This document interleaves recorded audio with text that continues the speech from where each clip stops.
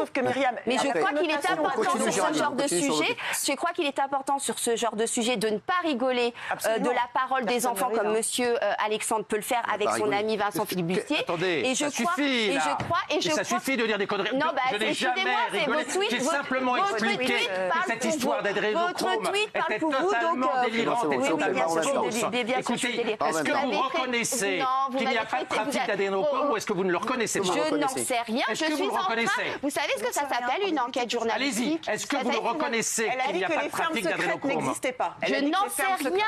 Je n'en sais rien. Je n'en savais rien. Je n'en sais rien. Beaucoup de gens ont enquêté. Je n'en sais rien.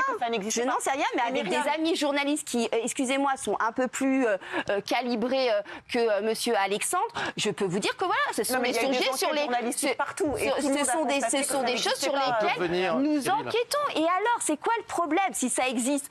Bah c'est atroce et il faut le révéler. Si ça n'existe pas, nous serons les premiers à dire que ça n'existe pas. Géraldine, fini, après j'aimerais que Laurent revienne sur le... Et ensuite, est-ce que vous reconnaissez que cette théorie donc, de ces fameuses fermes secrètes où on torturait des enfants, toujours il y a une sorte de mouvance antisémite aux États-Unis par rapport à ça? Alors ça, moi, c'est un truc de fou. Alors, vous voyez, à l'heure où je vous parlais, il y avait un space sur Twitter qui continuait donc à colporter cette rumeur. Vous savez pourquoi, Myriam? Non, j'en sais rien, mais en plus, moi... Alors, je vais vous le dire, parce que la théorie du complot veut que les Juifs doivent procéder à des sacrifices rituels d'enfants chrétiens, souvent dans le but de boire leur sang, dans une inversion du rite chrétien consistant pour le prêtre à boire du vin représentant le sang. En fait, ces rituels ne sont pas que contre la religion juive. Il y en a aussi dans les traditions. Oui, mais si vous voulez, c'est des mythes qui existent depuis les Vikings. Donc, va falloir arrêter. Moi, qu'on vienne me parler d'antisémitisme, à moi, ça me fait quand même doucement rire. Mais vous savez, il y a même des juifs antisémites. Géraldine. Pardon?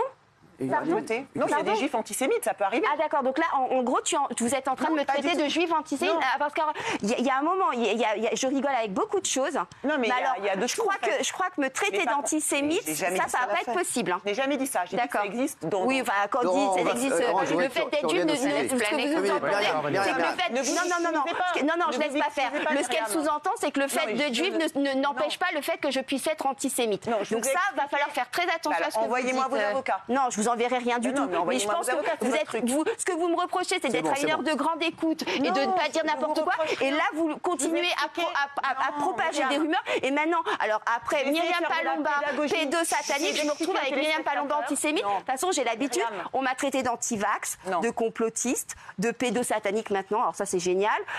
Qu'est-ce qu'on m'a dit d'autre? Conspirationniste, facho, sorcière. Enfin bref.